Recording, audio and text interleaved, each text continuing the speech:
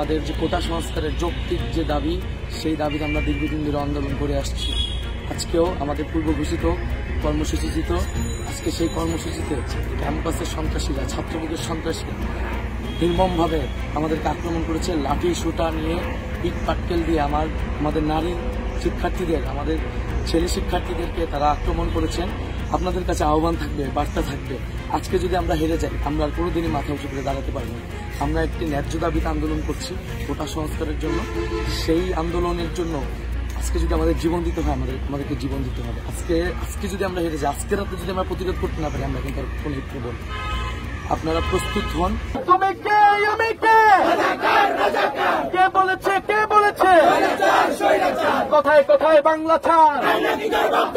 বাংলা কি তোর বাপ দাদা?